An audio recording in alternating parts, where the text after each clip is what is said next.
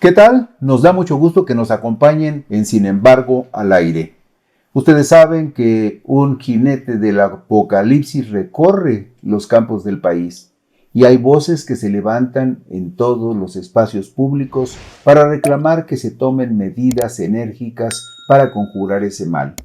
Sin embargo, no todas las propuestas son razonablemente fundadas, sustentadas y argumentadas, y no todas las propuestas van al fondo del problema, como sucede con las expresiones, por ejemplo, de la Iglesia Católica, que desde dos vertientes diferentes hacen dos planteamientos muy contrastados sobre la forma y las causas de ese mal que agobia y siembra de dolor y sangre toda la República. Sobre ese tema hablaré con todos ustedes en mi comentario de hoy en Puntos y Contrapuntos, que se refiere y dice textualmente lo siguiente: durante décadas se incubó la raíz del mal, que pudrió las fibras más sensibles y delicadas del tejido social. La marginación, la pobreza, la desesperanza y el desprecio por el destino triste de los más desventurados se profundizaron durante décadas, al mismo tiempo que en las cumbres del poder político y económico adquirieron carta de naturalización la corrupción, las complicidades, las ambiciones desmesuradas, los abusos y la violencia que alimentaron y fortalecieron al monstruo que creció con la malsana fortaleza de la peor de las calamidades. En los barrios pobres de las ciudades proliferaron las narcotienditas y en los campos abandonados a su suerte crecieron los cultivos malditos de la marihuana y la amapola que envenenaron a varias generaciones de jóvenes y alimentaron la ambición mezquina y desorbitada de quienes fueron anegando con sangre todas las regiones del país.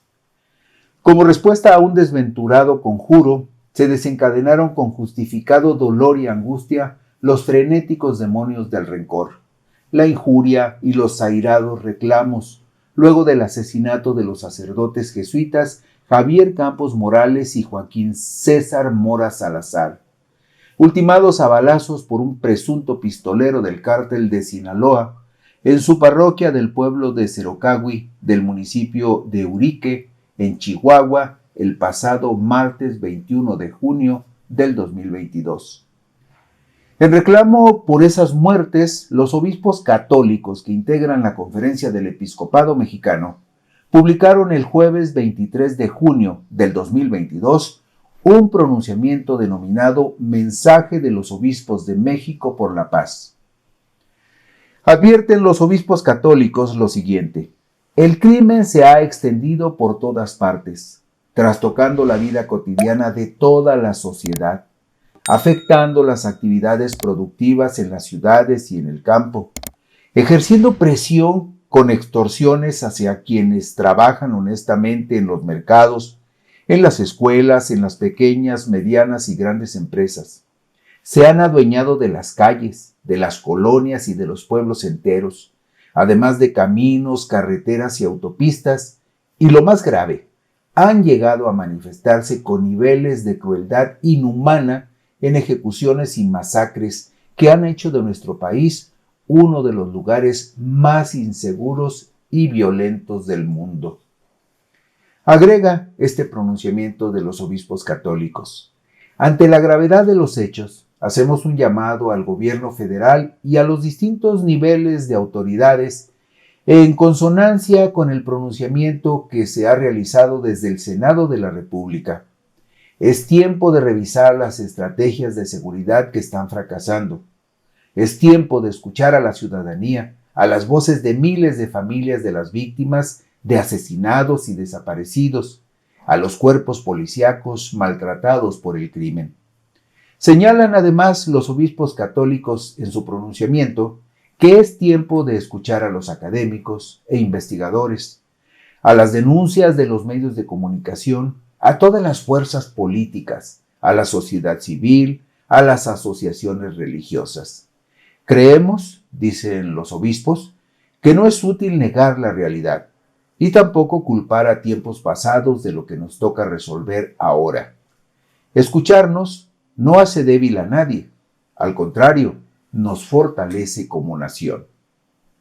Sin embargo, un eco distante, lejano pero no menos doloroso, trajo las palabras de un pronunciamiento sobre el mismo asunto, con la misma urgencia, pero con un lenguaje diferente, aunque surgido de la misma iglesia.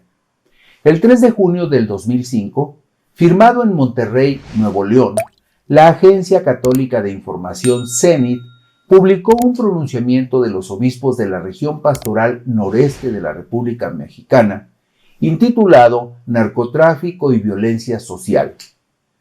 Transcurría el 5º año de gobierno del panista Vicente Fox Quesada. Advertía el despacho informativo que en años recientes los estados de Tamaulipas, Nuevo León y Coahuila, así como la región de la Huasteca de San Luis Potosí, habían sufrido una oleada de violencia, producto del reacomodo de las bandas de narcotraficantes y el aumento del tráfico de drogas hacia Estados Unidos. Los obispos de la región noreste de México describían ya, desde hace 17 años, un panorama desolador. Decían, como parte que somos de la sociedad, compartimos con los demás habitantes de estos pueblos y ciudades el ambiente de tensión, de inseguridad, de temor y desconfianza que provocan las acciones violentas. Nos referimos a la cada vez más frecuente ejecución de civiles, de autoridades, de exfuncionarios públicos y de periodistas. Además, levantones, secuestros, irrupciones en domicilios particulares o en lugares públicos. Hacían un severo reproche a los excesos de fuerza y violencia del mismo Estado. Los operativos, de parte de los cuerpos de seguridad y del ejército, con despliegues espectaculares, generan en el estado de ánimo de la población zozobra, sensación de impotencia, desánimo y desconfianza en las autoridades. Por otra parte, dichos operativos no resuelven convincentemente un problema que continúa creciendo como una espiral demoledora, que masacra de múltiples maneras a las personas, a las familias y de un modo particular a los jóvenes y a los niños. Pronunciaban también los obispos del noreste un firme reclamo a la complicidad y corrupción de autoridades. Lamentamos que en las calles de nuestras ciudades, en los ejidos y pequeñas poblaciones, se acrecienten los espacios que sirven a lo que se conoce como el narcomenudeo, sean tienditas o domicilios particulares. También es deplorable que sea por necesidad, por ignorancia o por ambición de dinero, que se siga incrementando el número de personas que se prestan al tráfico de estupefacientes. Y lo más grave es que algunas autoridades se hagan cómplices para que tanto el tráfico como la distribución se realicen impunemente. Hace 17 años reflexionaban los obispos católicos del noreste de México. Solamente la conversión a Dios nos lleva a tener conciencia de las consecuencias graves que tiene la colaboración con el narcotráfico, sea por acción o por omisión. Por acción colaboran quienes producen las drogas, quienes las transportan, quienes las distribuyen, quienes las consumen, quienes lavan el dinero producto del narco, quienes en el ejercicio de la autoridad impunemente permiten que se realicen todos estos actos.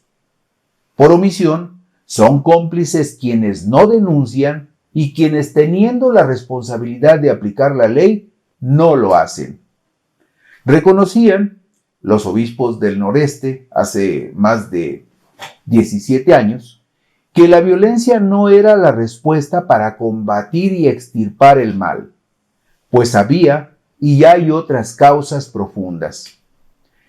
Advertían que en esta lucha contra el narcotráfico reconocemos también que la conversión debe llegar a tocar las estructuras de desigualdad social y de exclusión que son de por sí estructuras violentas que propician desempleo, bajos salarios, discriminación, migración forzada y niveles inhumanos de vida.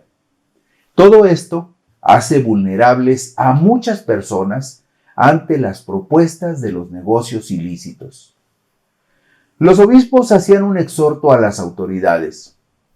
La misión de la autoridad es proteger a la sociedad de este mal, que es un problema de seguridad pública y de salud social. También es necesario que se instrumenten procedimientos que den seguridad a quienes denuncian estos ilícitos. Las autoridades han de tener en cuenta que una de las raíces de este problema, que a ellas les toca solucionar, es la desigualdad social, que niega oportunidades de desarrollo a la mayor parte de la población y la coloca en la tentación de enajenarse en las adicciones y encontrar una fuente de trabajo en el crimen organizado. También planteaban los obispos del noreste hace 17 años un reclamo a empresarios y banqueros. Los exhortamos para que renuncien a toda tentación de lavado de dinero y no separen las exigencias éticas de la administración económica, pues el dinero proveniente del narco es un dinero manchado y carga con la responsabilidad de la enfermedad y la muerte de miles y miles de hombres y mujeres. El documento lo firmaban 11 obispos, entre otros el entonces arzobispo de Monterrey, José Francisco Robles Ortega, Raúl Vera López, obispo de Saltillo, Ricardo Guadi Urquide, obispo de Nuevo Laredo, Luis Divildox Martínez, obispo de Tampico, Roberto O. Balmori Cinta, obispo de Ciudad Valles, en la Huasteca Potosina, y Faustino Armendáriz Jiménez, obispo de Matamoros, Tamaulipas. Es el mismo obispo Robles Ortega, ahora cardenal y arzobispo de Guadalajara, quien el pasado domingo 26 de junio del 2022 denunció que en un viaje que realizó esa semana a la zona norte de Jalisco, en los linderos con el estado de Zacatecas, fue detenido en 2 ocasiones en retenes instalados por integrantes de bandas del crimen organizado. Explicó el obispo Robles Ortega: fui detenido por retenes y obvio que son retenes del crimen organizado y le exigen a uno decir de dónde viene, a dónde va, a qué se dedica y qué hace. Lo que yo digo es: ¿por qué, con qué autoridad un grupo del crimen organizado te obstruye, te detiene y te investiga? Y fue reiterativo el obispo de Guadalajara. Eso es lo ordinario. No es la primera vez que pasa. Y están establecidos esos retenes ahí, con armas gruesas, con armas largas. Es lamentable el clima de violencia que se percibe en la frontera de Jalisco y Tamaulipas, decía el obispo Robles Ortega. El gobernador de Jalisco, Enrique Alfaro, negó que hubiese retenes del crimen organizado en la entidad y le reprochó al cardenal Robles Ortega que hubiese hecho una denuncia que consideró simplemente mediática. 2 visiones contrastadas del mismo mal en una misma iglesia. Un mal que se enraizó durante los gobiernos de los panistas Vicente Fox Quesada y Felipe de Jesús Calderón Hinojosa. Un mal que se profundizó sus tentáculos durante la administración priista de Enrique Peña Nieto. Un mal que ha madurado, terriblemente vigoroso, en el sexenio de López Obrador.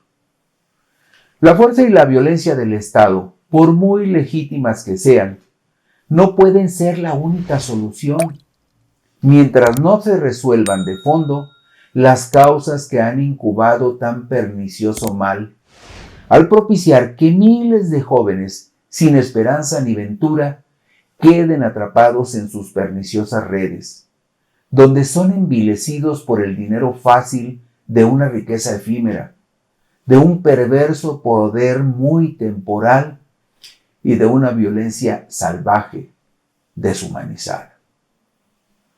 Les agradecemos mucho que nos acompañen y que compartan estos comentarios. Si les apetece, por aquí nos encontraremos dentro de una semana. Muchas gracias.